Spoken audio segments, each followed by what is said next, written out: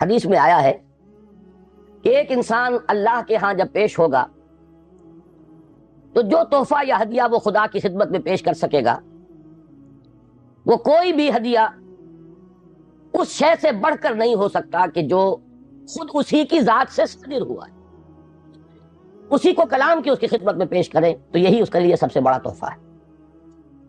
اس لیے یہ آتا بھی ہے کہ اللہ تعالیٰ میدان حشر میں فرمائے گا جو قرآن مجید کے پڑھنے والے، حقیقی معنی میں پڑھنے والے، ان سے کہا جائے گا کہ تم پڑھتے چلے جاؤ اور تمہارا آخری مقام، تمہارے درجات بلند ہوتے چلے جائیں گے، آخری آیت جو تم پڑھو گے اسی کے مطابق تمہارا درجہ بلند ہوگا۔ اس اعتبار سے سورہ رحمان میں ہے الرحمن علم القرآن، رحمان کی رحمانیت کا مظہر اتم قرآن ہے، اس کی رحمت کا سب سے بڑا مظہر قرآن ہے۔ لیکن ایک عظمت ہے افادیت کے اعتبار سے، انسانوں کے لیے یہ کس کس پہلو سے مفید ہے، اس کے اعتبار سے میں سمجھتا ہوں کہ جامع ترین مقام سورہ یونس کی یہ دو آیات ہیں جو میں نے تلاوت کی۔ یا ایھا الناس، اے لوگو، قد جاءتکم موعظۃ من ربکم وشفاء لما فی الصدور وہدی ورحمۃ للمؤمنین۔ پہلی آیت میں 4 الفاظ جمع کیے گئے قرآن کے لیے۔ اے لوگو، تمہارے پاس آ گئی ہے وہ شے جو موعظہ بھی ہے، نصیحت، واعظ سے بنا ہے لفظ،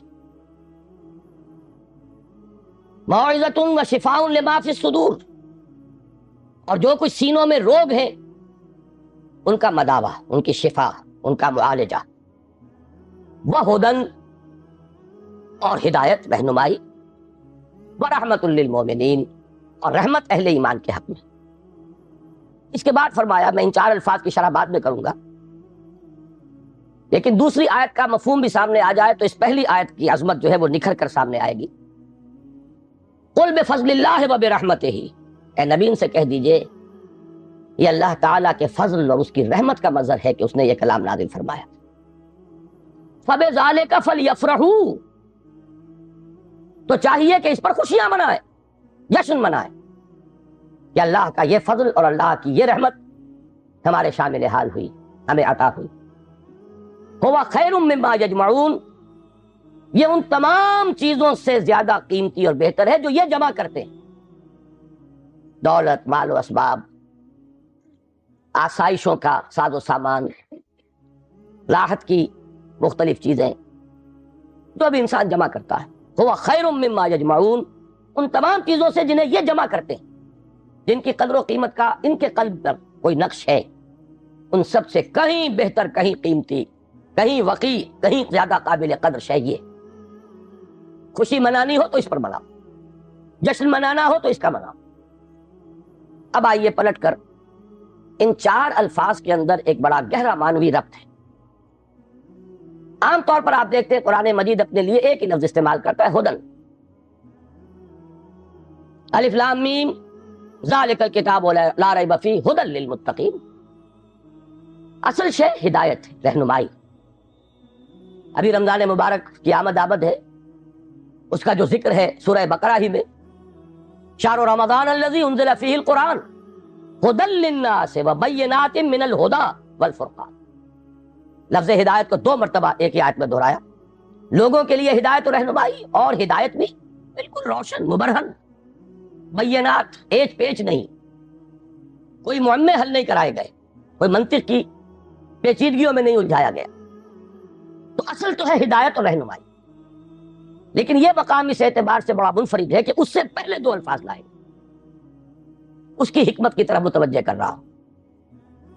جیسے کیونکہ میں بھی کبھی طبیب تھا، ڈاکٹر تھا، اس حوالے سے یہاں کئی میرے سابق، میرے اعتبار سے ہم پیشہ حضرات یہاں موجود ہیں، انہیں معلوم ہے کہ اعلیٰ سے اعلیٰ دوا ہو، جذب ہو جسم میں، تبھی تو مفید ہوگی۔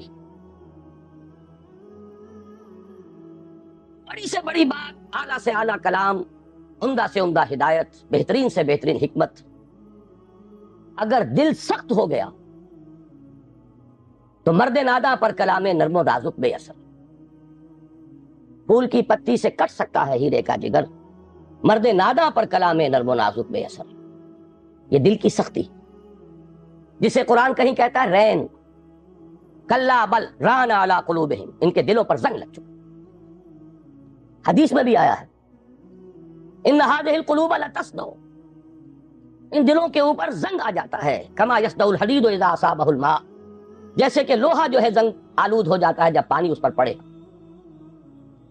کہیں کہا گیا کہ دل پر سختی آ جاتی ہے، اور انسانی دل پر جب سختی آ جائے، قرآن مجید میں سورہ بقرہ ہی میں وہ تمثیل ہے رونگٹے کھڑی کر دینے والی، کہ جب انسان کے دل میں سختی پیدا ہو جائے تو کوئی شے دنیا کی اتنی سخت نہیں ہوتی جتنا کہ انسان کا دل سخت ہو جاتا.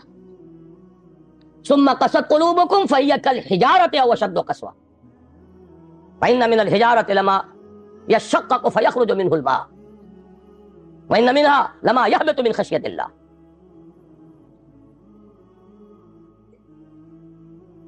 مجھے صحیح الفاظ اس وقت یاد نہیں ہے، لیکن یہ کہ تمثیل یہ ہے، بنی اسرائیل سے خطاب کر کے کہا جا رہا ہے، مذہبی لوگ، کہ تمہارے دل اس کے بعد سخت ہو گئے، اور ایسے سخت کہ پتھروں سے بھی زیادہ سخت. پتھروں میں تو وہ بھی ہے جو شک ہو جاتے ہیں، پانی نکل آتا ہے، چشمہ پھوٹ بہتا ہے، ان میں وہ بھی ہیں جو اللہ کی خشیت سے گر پڑتے ہیں. لیکن انسان کے دل پر اگر یہ سختی آ جائے تو اب پہلی ضرورت ہے دل کو نرم کرنے کی، اور اس دل کو نرم کرنے کے لیے ضرورت ہے واعظ کی. وہ واعظ کہ جو آج ہمارے ہاں بڑی ہی تحقیر والی بات بن گئی ہے. واعظ ہو رہا ہے، یعنی واعظ کوئی عمدہ شے نہیں ہوتی، واعظ کوئی اعلیٰ شے نہیں ہے، کوئی عقلی باتیں ہو، کوئی ریشنل اپروچ ہو، کوئی منطقی بات ہو. واعظ کے بارے میں تو بڑے ہی ایک استحقار کے انداز میں کہا جائے واعظ فرما رہے. حالانکہ واقعہ یہ ہے کہ واعظ کی بڑی ضرورت ہے. دل نرم ہوگا تبھی وہ جذب ہوگا، کلام اس میں داخل ہوگا. آپ کو معلوم ہے وہ زمین جس کے اوپر کہا جاتا ہے سخت، کتنی بارش برس جائے وہ پانی ادھر ادھر چلا جائے گا، جذب ہوگا ہی نہیں، لہذا اس کی کوئی فائدہ نہیں. تو سب سے پہلی شے ہے دل کو نرم کرنے والی. ایک حدیث میں اس کا نقشہ کھینچا گیا ہے. ایک مرتبہ حضور نے وعظ فرمایا، خطبہ دیا، اس کے بارے میں الفاظ آتے ہیں کہ جس سے دل لرز اٹھے اور آنکھوں سے آنسوؤں کے چشمے جاری ہو. صحابہ نے عرض کیا کہ حضور معلوم ہوتا ہے کہ یہ تو کوئی آپ جیسے کہ یہ کلام آپ کا جیسے کسی کو وداع کیا جا رہا ہو، رخصت کیا جا رہا، کوئی ایسی بات ہے تو مزید وصیت فرمائیے، مزید نصیحت فرمائیے. تو واعظ کی اپنی جگہ بڑی اہمیت ہے. واعظ قابل حقارت شے نہیں ہے. انسان میں عقل ہی نہیں ہے، جذبات بھی. جذبات کو خود ایک غذا کی ضرورت ہے، بلکہ انسانوں کی عظیم اکثریت جذبات ہی کی راہ سے اپروچ کی جا سکتی ہے. وہ ایک بڑی ہی مائنیوٹ مائنورٹی ہوتی ہے جنہیں آپ انٹلیکچوئلز کہیں. انہیں تو واقعتاً ان کی مجبوری بھی ہے کہ ان پر واعظ اثر انداز نہیں ہوتا. ان کے لیے ضرورت ہے برہان کی، دلیل کی، استدلال کی، منطق کی. لیکن عظیم اکثریت انسانوں کی اس کے اندر جذبات اور اس جذبے کو اپیل کرنے والی شے. اب مجھے یاد آ گئی بات، حضرت عمر رضی اللہ تعالیٰ عنہ، ان کو موم کرنے والی شے کیا تھی؟ کتنے سخت انسان. آخری فیصلہ یہ ہے کہ دیکھا جائے گا جو کچھ ہو رہا ہے. یہ دارالندوہ میں بیٹھے ہوئے لوگ طے نہیں کر پائیں گے، یہ سوچتے ہی رہ جائیں گے، اور محمد کا جادو چلتا جا رہا ہے. یہ در حقیقت چونکہ ایک ٹرائبل معاشرہ تھا، اس کا بیک گراؤنڈ سمجھ لیجئے. چونکہ حضور صلی اللہ علیہ وسلم کا ساتھ دے رہے تھے آپ کے چچا ابو طالب، and he was the head of the clan. Tribe تو تھا قریش، یہ قبیلہ تھا، اس میں کلینز تھے، جیسے وٹوؤں میں مانے کے، لالے کے، شامت کے. اب یہ چھوٹے چھوٹے گھرانے تقسیم ہوتے چلے جاتے ہیں، اور ہر اس خاندان کا ایک سربراہ ہے. اگر اس کے کسی فرد کے خلاف اقدام کیا جائے تو پورے خاندان کو گویا کہ چیلنج کیا گیا. اور ابو طالب حضور کا ساتھ چھوڑنے کو تیار نہیں تھے. لہذا قریش کے راستے میں سب سے بڑی رکاوٹ یہ تھی کہ ہم اگر محمد کے خلاف صلی اللہ علیہ وسلم کو اقدام کریں تو ان فائٹنگ شروع ہو جائے گی قریش کی. اور اتنی عقل انہیں بھی تھی کہ a house divided amongst itself cannot stand. پورے عرب میں جو ان کا مقام تھا، جو دبدبا تھا، جو انہیں حیثیت حاصل تھی، اگر آپس میں لڑ پڑیں گے تو ختم ہو جائے. یہ چیز تھی جو مصلحت کے تحت روک رہی تھی قریش کو حضور کے خلاف کوئی فیصلہ کن قدم وہ اٹھا نہیں پا رہے.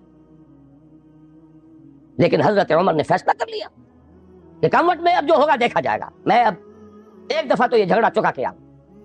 تلوار لے کے نکلے. راستے میں ایک صاحب مل گئے کہ جو ایمان لا چکے تھے. انہوں نے تیور دیکھے. عمر بن الخطاب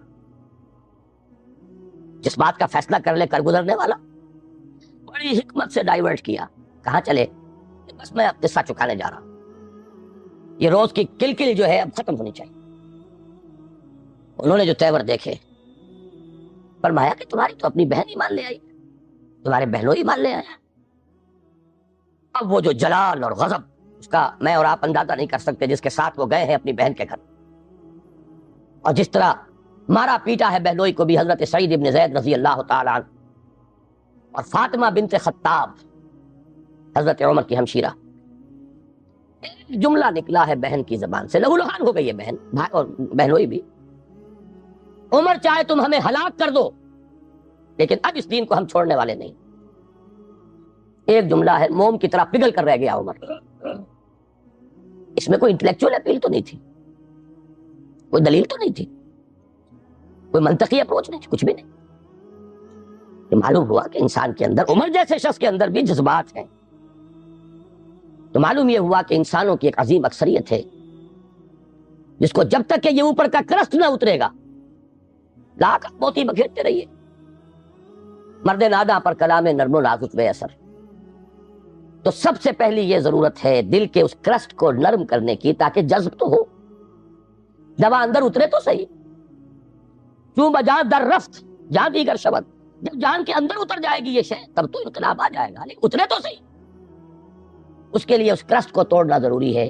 لہذا پہلی شان قرآن حکیم کی اس آیت میں آئی موعظۃ.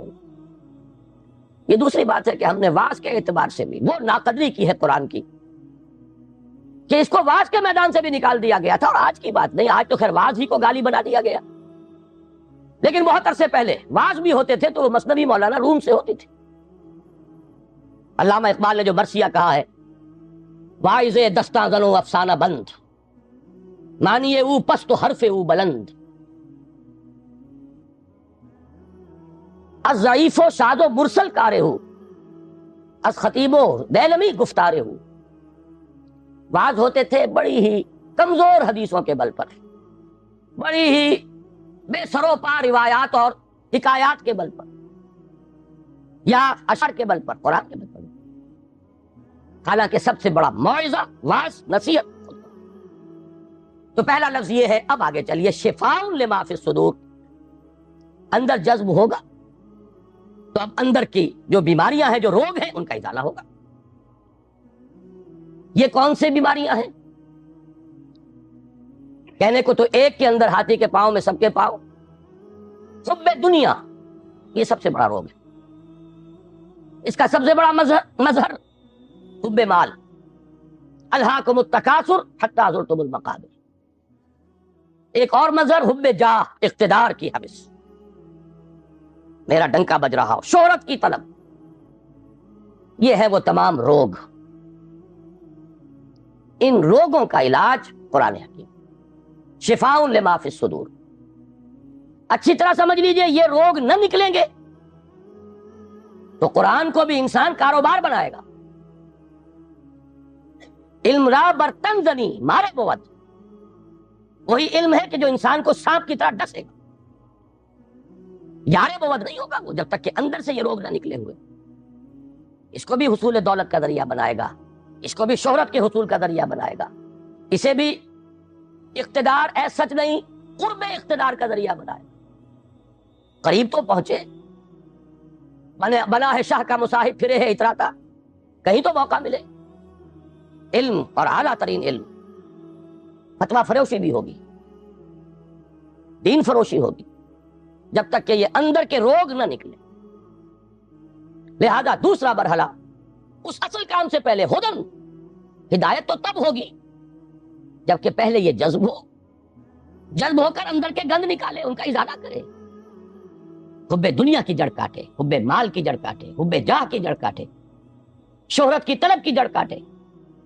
اگر یہ جڑیں رہ گئیں تو یہ علم، جیسا کہ میں نے عرض کیا، مفید نہیں، الٹا مضر ہو. یہ اسی دنیا کے کمانے کا ذریعہ بن جائے. اس کے بعد اگر یہ ازالہ ہو گیا، یہ تنقیہ ہو گیا، اب ہے ہدی و رحمت للمؤمنین. اب یہ ہدایت ہے، اور ہدایت یہ ہے ایک ٹوٹل ہیومن پرسنالٹی کے لیے ہدایت، اس کے فکر کے لیے بھی ہدایت ہے، اس کے لیے ایک نظام زندگی کے اعتبار سے بھی ہدایت ہے، اس کے لیے انفرادی لائے عمل کے اعتبار سے بھی ہدایت ہے. مکمل انسان کی ہدایت ہر سطح پر، ہر لیول. اب یہ ہدایت مفید ہوگی. یہی وجہ میں نے عرض کیا تھا کہ باقی سب جگہ آپ کو ہدایت کا لفظ ملتا ہے، لیکن یہاں یا ایھا الناس قد جاءتکم موعظۃ من ربکم وشفاء لما فی الصدور وہدی ورحمۃ للمؤمنین. اب یہ ہدایت مفید ہوگی، اور یہ ہدایت اب رحمت کا ذریعہ بنے گی. دنیا میں ہدایت، آخرت میں رحمت. یہ 4 الفاظ ہیں جو یہاں جمع کیے گئے، اور اس کے بعد فرمایا قل بفضل اللہ وبرحمتہ. اے نبی ان سے کہہ دیجئے یہ اللہ کے فضل، اس کے کرم، اس کی جود و سخا، اس کی رحمت، صرف رحمت نہیں، اس کی رحمانیت کا مظہر عتم. فبذالک فلیفرحوا. فرح کا لفظ عام طور پر اچھے سینس میں نہیں آیا ہے. فرح ایسی کیفیت کو کہتے ہیں جبکہ انسان کسی شے پر خوشی سے پھولا نہ سما رہا. یہ فے سے شروع ہونے والے اکثر الفاظ جو ہیں وہ پھٹنے اور پھاڑنے کے مفہوم میں آتے ہیں. فرق، فلق، یہ تمام الفاظ جو ہیں، فرح، آدمی خوشی سے پھٹا پڑ رہا، جامے سے باہر ہو رہا، پھولے نہیں سما رہا، اس لیے یہ اچھے سینس میں نہیں آتا. لیکن یہاں فرمایا اگر خوشیاں منانی ہی ہے، اترانا ہی ہے، بنا ہے شاہ کا مصاحب پھرے ہے اتراتا، اترانا ہے تو اس پر اتراؤ، جشن منانا ہو تو اس کا مناؤ، خوشیاں منانی ہو تو اس پر بناؤ. قل بفضل اللہ وبرحمتہ فبذالک فلیفرحوا هو خیر مما یجمعون. ایک بات رہ گئی ہے بیچ میں، اشارہ کر دوں. میں نے جیسا کہ عرض کیا تھا، موعظہ کے اعتبار سے بھی ہم نے قرآن کو، اب کیا کہوں، لفظ تو بہت سخت آ رہا تھا لیکن قرآن مجید کے خیال سے رک گیا. کم سے کم یہ کہ متروک تو کر ہی دیا. اس سے آگے تزکیہ نفس، اس میں تو سرے سے اس کا کوئی دخل ہی نہیں.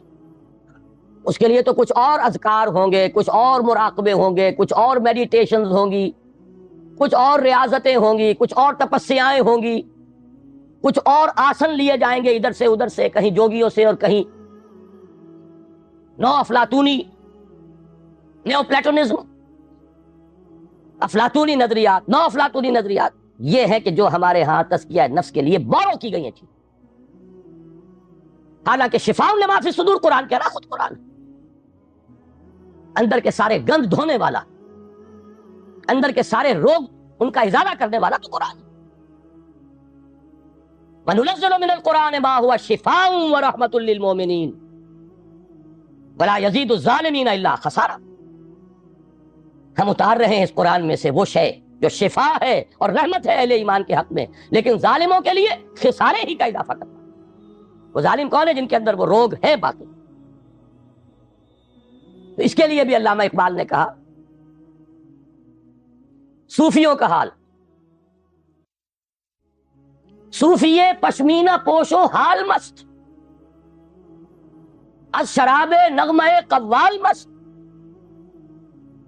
آتشت شیر عراقی در دلش، در نمی سعادت بقرآن محفلش.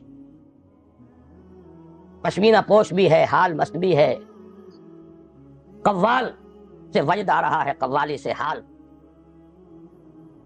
از شراب نغمہ قوال مست. آتشز شعر عراقی در دلش، عراقی کا شعر ہو، حافظ کا شعر ہو، اندر آگ حرارت محسوس ہوتی ہے. در نمی سازد با قرآن محفلش، اس کی محفل میں قرآن بار نہیں پا سکتا، قرآن سے سروکار نہیں رہا.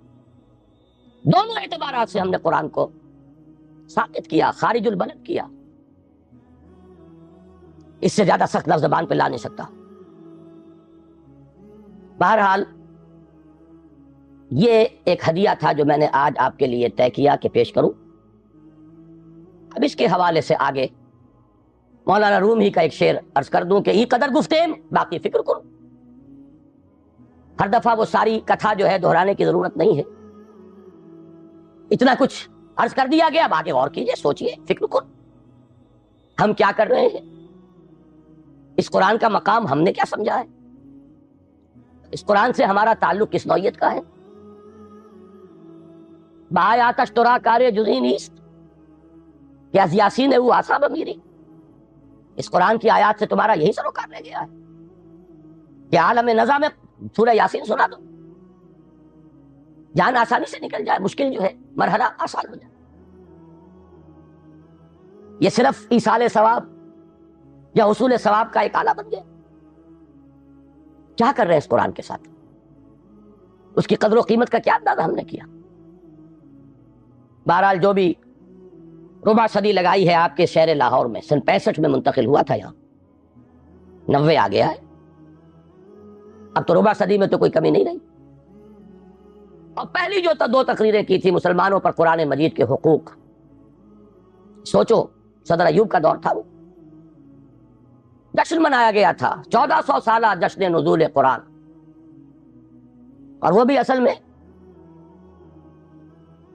ایک بڑی یوں سمجھیے کہ ہوشیاری کا کام تھا. بہت قسم کے جشن منتے تھے، جشن مہران، جشن فلاں، رقص و موسیقی. تو انہوں نے سوچا کہ مولویوں کو بھی رشوت کے طور پر ایک جشن دے دو، الاٹ. 1400 سال ہو گئے، لہذا قرآن کو سونے کے تار سے لکھو. ایک تو یہ کام، اور دوسرا یہ کہ قرات کی محفل منعقد کرو. یہ جشن تھا. اس کے حوالے سے میں نے بات کی تھی کہ ہوش میں آؤ، قرآن اس لیے نازل نہیں. جب یہ موعظہ تھا، جب یہ شفاء لما فی الصدور تھا، جب یہ ہدی للناس تھا، جبکہ یہ موجب رحمت تھا، پورا قرآن بھی لوگوں کے پاس نہیں تھا. کہیں پرزوں پہ لکھی ہوئی صورتیں، کہیں اونٹ کے شانے کی ہڈی پر سکیپولا پر لکھی ہوئی کوئی صورت، شاذ کسی کو کاغذ دستیاب ہوتا تھا. کہیں مابین الدفتین تو قرآن تھا ہی نہیں. وہ تو حضرت ابوبکر نے کیا ہے، حضور کے زمانے میں تو نہیں تھا. سینوں میں جمع ہو گیا تھا. سونے کے تار سے کیا سوال، تانبے کے تار سے لکھا ہوا بھی نہیں تھا، کاغذ پر چھپا ہوا تھا ہی نہیں. لیکن قرآن تھا، سینوں میں تھا. بل هو آیات بینات فی صدور الذین اوتوا العلم، سینوں میں تھا. اس قرآن نے انقلاب برپا کیا.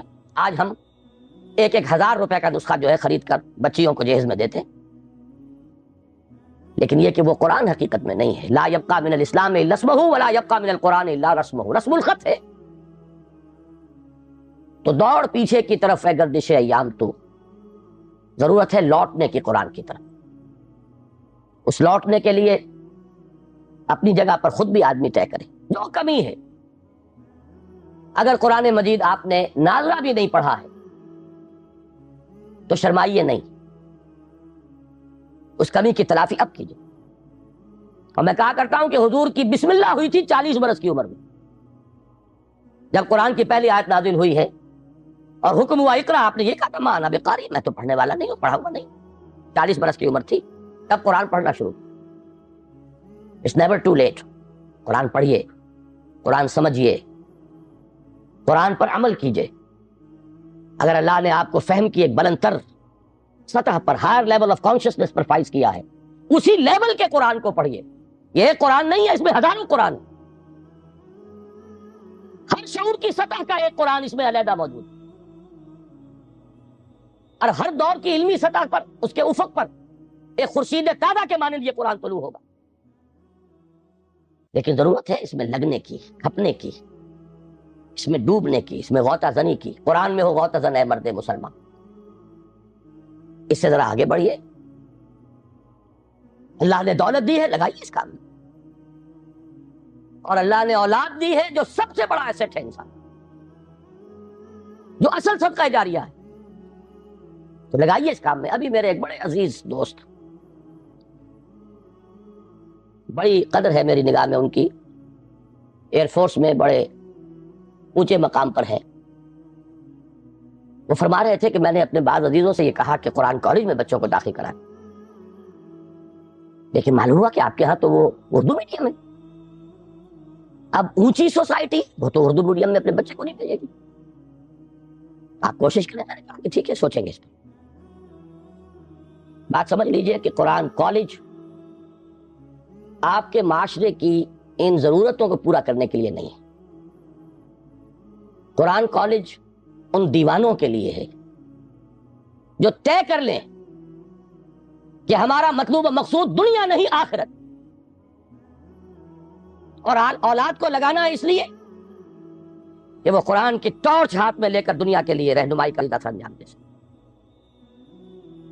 دنیاوی کیریئرز اگر چاہیے اولاد کے لیے تو کوئی کمی نہیں ہے، چیفز کالج بھی ہے، اور 5-10 ہزار روپے مہینے کسے دے کر بھی آپ اپنے بچوں کو پڑھوا سکتے ہیں، لیکن ہمیں تو ایسے دیوانے چاہیے جو طے کر لیں کہ کرنا یہ ہے،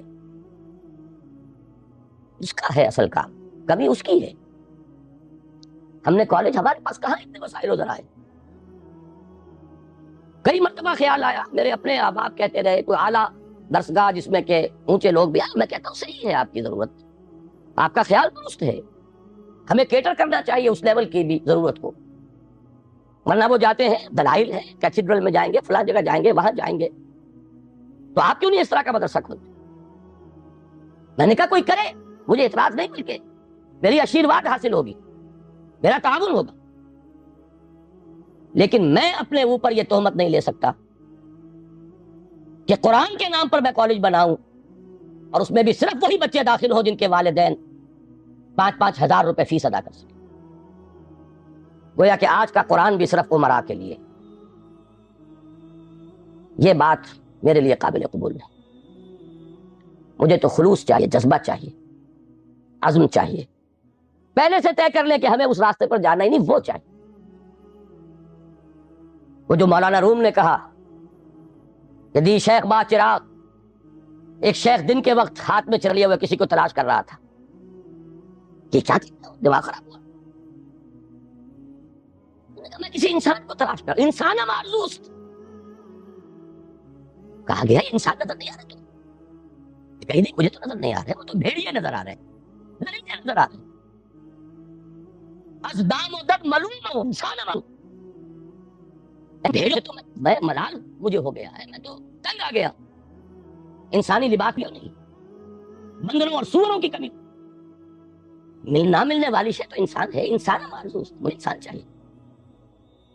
یہی کشف اسی شہر میں مولانا احمد علی کو ہوا رحمہ اللہ، وہ اپنا جوانی کا واقعہ بتاتے ہیں کہ جب وہ آئے تھے، ابھی نظر بند کیے گئے لاہور میں شیرا والے کے علاقے میں، تو جوانی کا دور تھا، کہیں نکلے، ساتھ ہی کشمیری بازار، گلی ہوتے نکل آئے، بھرا بازار، لیکن کے چپکے سے کہتا ہے انسان سے بتائیں، ان کو نو کا دور استہزائیہ انداز میں کہا، آپ کو انسان نظر نہیں آتے بھرے بازار میں؟ نہیں، مجھے تو نظر نہیں آتا۔ اور مولانا احمد علی فرمایا کرتے تھے کہ اب جو میں نے خود دیکھا تو مجھے محسوس ہوا کہ وہاں بندر بیٹھا، وانگور بیٹھا، وہاں کوئی بھیڑیا ہے، جو حقیقت تھی اندرونی وہ منکشف ہوئی۔ یہ لیکن تھوڑی دیر کی بات تھی، اس کے بعد اچانک پھر وہی کچھ تھا، اور وہ بزرگ غائب تھے، وہ تو آنکھ کھولنے کے لیے آئے تھے۔ تو ہمارے تو اصل میں طلب ہے ان کی، یہ نہیں کریں گے تو ایک بات مجھ سے سن لیجئے، آپ کے یہ بنگلے اور آپ کے یہ کارخانے بھی نہیں رہیں گے۔ اس ملک کے لیے کوئی جڑ بنیاد نہیں ہے سوائے دین کے۔ وہ حشر جو ڈھاکہ میں ہوا ہے ہر جگہ ہو سکتا، اور میں سالوں پہلے سے کہہ رہا ہوں کراچی میں کہ جب یہاں سزا آئے گی تو سب سے بڑھ کر ہے کراچی والوں تم پر گرفتار، اس لیے کہ تم میں وہ لوگ ہیں، یو پی کے ان شریف گھرانوں کے لوگ جن کے ہاں پردہ اس نوعیت کا ہوتا تھا جو حفیظ نے کبھی کہا تھا کہ چشمے فلک نے آج تک دیکھی نہ تھی ان کی جھلک، جن کے اپنے پورے پورے برقعے، پھر ٹانگے پہ سواری کے لیے ایک چادر ادھر ایک چادر ادھر، پھر ٹانگے میں پیچھے بیٹھ گئے تو پھر چادر بندھی ہوئی ہے، اور جب یہاں آئے ہیں تو جس کے پاس 2 پیسے ہو گئے پہلا کام یہ کیا کہ برقع اتار کے پھینک دیا۔ یہ ترقی کی گویا کہ پہلی سیڑھی تھی، آزادی گویا کہ اسی کے لیے حاصل کی گئی تھی۔ کیا حال ہے اس کا؟ جو کچھ وہاں ہوا، جو کچھ ڈھاکے میں ہوا، جو وہاں دھان منڈی میں ہوا، وہ کراچی میں، ناظم آباد میں کیا ہو نہیں رہا؟ کیا یہاں نہیں ہو سکتا؟ اس ملک کے لیے اگر اس کی خیر درکار ہے، آج صبح 2 گھنٹے کی تقریر کر چکا ہوں، کتاب لکھ چکا ہوں استحکام پاکستان، لیکن یہ کہ کون پڑھے گا؟ اس کی کیا یوٹیلیٹی ہے؟ سارا ویو یوٹیلیٹیرین ہے۔ افادیت کیا ہے؟ کوئی پروفیشنل افادیت ہے؟ کوئی مالی افادیت کا پہلو ہے؟ کچھ بھی نہیں۔ کوئی تفریح تباہ ہے؟ وہ بھی نہیں۔ لیکن یہ کہ بہرحال غور کیجئے، سوچئے، جو تعاون جس نے جب جتنا کیا اتنا ہی مشکور ہوں، ممنون ہوں۔ میں نے الحمدللہ اپنے آپ کو لگا دیا، اور آج دن میں بھی کہا تھا، نہ صرف اپنے آپ کو لگا دیا، اپنی اولاد کو کھپا دیا۔ اللہ قبول فرمائے۔ لیکن آپ سے مطالبہ یہ ہے، اس کے لیے اگر زکوٰۃ نہیں نکالیں گے اپنی اولادوں میں سے، شاید کہ اب بھی اللہ تعالیٰ اگر اس طرف کوئی پیش قدمی ہو جائے تو شاید کہ اللہ تعالیٰ ہماری توبہ قبول فرما لے، ورنہ حالات جہاں بیٹھیں گے 4 آدمی، معاشرے کا مرثیہ جتنا چاہے مرثیہ پڑھوا لیں، سارا مرثیہ پڑھ کر وہ کچھ ہے، اگلی صبح طلوع ہوگی وہی روٹین ہوگا، وہی مشاغل ہوں گے، سرے منہ کوئی فرق نہیں۔ ہم اس طبقے میں سے ہیں۔ میں نے کبھی آج یاد آ رہا تھا مجھے 20 سال پہلے اسی ہوٹل میں، پورے 20 سال، 1970 کا نومبر تھا غالباً، میڈیکل ایسوسی ایشن کے تحت میں نے اس ہوٹل میں تقریر کی تھی۔ 4 دائرے بتائے تھے معاشرے کے۔ آج میں جمعے کی تقریر میں پھر اسے دہرا کر آیا، اس لیے مجھے یاد آیا تھا کہ آج شام پھر مجھے اسی ہوٹل میں پہنچنا ہے۔ 4 کنسنٹرک سرکلز، چھوٹا سا دائرہ جس میں 2% آدمی، بڑا دائرہ جس مزید 3%، 5% آدمی، اور ذرا دائرہ اس میں کچھ 8% آدمی ہمارے معاشرے کے، اور آگے بڑا دائرہ جس میں 85% آدمی۔ اس 85% کا تو حال یہ ہے کہ دین سے کوئی تعلق سرے سے نہیں ہے، جس کو عملی تعلق ہے، اس لیے کہ اس کا فٹ رول اللہ اور اس کا رسول جو دیں گے اسی سے ناپا جائے گا، اس کا یارڈ سے ہوگا۔ کتنی فیصد آبادی آپ کی 5 وقتہ نماز کی پابند؟ الفرق بین الاسلام والکفر الصلاۃ، جائزہ لے لیجیے۔ دوسرے دائرے میں یہ شاید ایک اعتبار سے بدترین دائرہ، یہ ان لوگوں پر مشتمل ہے جن کا تصور مذہب لمیٹڈ بھی ہے، پرورٹڈ بھی ہے، محدود، مس شدہ۔ ان کا تصور مذہب صرف نماز روزہ، اب اضافہ ہو گیا عمرے اور حج پے بپے، لیکن ہر ہم کاروبار، سود پرویا ہوا کاروبار، جھوٹ، دھوکہ، سٹا، جوا، ہر شے، بلیک مارکیٹنگ، سمگلنگ۔ ہمارے ہاں کا بالعموم کاروباری طبقہ جو مذہبی مزاج کا ہے، اللہ ماشاء اللہ بہت کم ہے جو بچے۔ تیسرے دائرے میں ہیں وہ لوگ جن سے میں اس وقت خاص طور پر مخاطب ہوں، ذہناً وسعت حاصل ہے، جانتے ہیں کہ ہمارا دین ہے، مذہب نہیں ہے، جانتے ہیں اسلام اپنا غلبہ چاہتا ہے، چاہتے ہیں کہ وہ آ جائے لوٹ کر وہی عالم، وہی اسلام کے غلبے کا دور، خلافت راشدہ، لیکن خود کچھ کرنے کو تیار، کوئی اور کر دے، ڈرائنگ روموں میں بیٹھ کر برسے لے۔ اب ہم نے بھی ابھی کھایا، یہ میں نے بھی آپ کے ساتھ ہی کھایا، اس کا کچھ رنج اور غم کا اظہار ہو جائے، خود کچھ نہیں کر، اپنا دھندا، اپنا کاروبار اپنا کارخانہ، اپنا پیشہ، ساری توانائی، ساری طاقت، ساری قوت کار اس کے لیے ریزرو ہے۔ آگے رہ جائے 2 مجھ جیسے کچھ سرپھرے، ان کا حال یہ ہے کہ آپس کے اختلافات کی وجہ سے غیر مؤثر۔ یہ ہے ہمارے معاشرے کی حالت۔ تو کیا ہوگا؟ کیا ہو رہا ہے؟ میں نے آج کہی بات، جو حضرات نہیں تھے وہ سن لیں۔ ہماری گراوٹ کا یہ عالم ہے۔ ایک میں نے ووٹنگ آف لنڈن کے ایڈیٹر کا تذکرہ کیا کہ ہماری جب 40ویں سالہ تھی یوم آزادی کی، 41واں یوم استقلال میں تھے، ایڈیٹوریل ووٹنگ آف لنڈن کے ایڈیٹر نے، جو اب ہے، اس نے کہا کہ مجھ سے پہلے جو صاحب 40 برس پہلے اس کرسی پر بیٹھے تھے، 14 اگست 1947 کو انہوں نے یہ اداریہ لکھا تھا کہ آج جو 2 ملک دنیا کے نقشے پر آئے، ان میں سے ایک کا مستقبل بہت کا انتہائی تاریک ہے، روشن ہے پاکستان کا۔ اس میں کیا کوئی نسلی امتیازات نہیں ہے، کوئی عقائی تعصبات نہیں ہے، مذہب کی ایک یونیفائنگ فورس موجود ہے، میں نے بنانے زیادہ مستقبل بڑا روشن ہے پاکستان۔ جبکہ انڈیا 100 طرح کے اختلافات، مناقشات، صبات، تو کوئی شے بھی انہیں جوڑنے والی ہے ہی نہیں۔ اب موجودہ ایڈیٹر لکھتا ہے کہ میں جب دیکھتا ہوں تو صورت بالکل برعکس ہے، وہ مستقبل آگے بھی حال ڈاوا ڈول، جسے وہ کہہ رہے ہیں کہ بہت تاریخ مسلم سپر ہوں گے۔ ہمارا قرآن فرنس میں شروع کی قرآن کا پرسپیکٹو تھی، میں بھول رہا ہوں نام، جو ہیڈ آف دی ڈپارٹمنٹ تھے یہاں فلسفے میں، جو بعد میں ہوئے ہیں، مظفر بن خواجہ غلام صادق صاحب، وجود مصدقہ پر ایک مقالہ انہوں نے پڑھا کہ اگر کوئی شخص اندازہ کرنا ہے کہ میرا پرسنالٹی میری ہے یا نہیں، تو پہلے اسے اپنی آنکھ سے خود اپنے آپ کو دیکھنا ہوگا، پھر لوگوں کی آنکھ سے اپنے آپ کو کیا دیکھ رہے ہیں، پھر اللہ کی آنکھ سے اپنے آپ کو دیکھیں، اللہ کی نگاہ میں کیا ہوں۔ 3 تب وہ ایک اوتھینٹک پرسن ہوگا۔ یہ دنیا جو آپ کو کہہ رہی ہے، Pakistan is still in search of an identity. Pakistan is at the verge of balkanization۔ دوسری گواہی میں نے پیش کی کہ یہ صرف کہ آج ہمارا متحد الخیال ہوئی ہے صرف اس بات پر، دیکھنا کشمیر کے بارے میں کوئی غلط حرکت کر کے ان کا سوال، وہ دن ہوا ہوئے جب مکہ دکھایا جاتا، اب یہ آپشن بھی، یہ دوسری بات ہے، کچھ رومیش بھرتے ہیں، کچھ اور کہتے ہیں، دوسرا کچھ اور کہتے ہیں، اس میں جہاد، جنگ اور قتال کی بات کرتے ہیں۔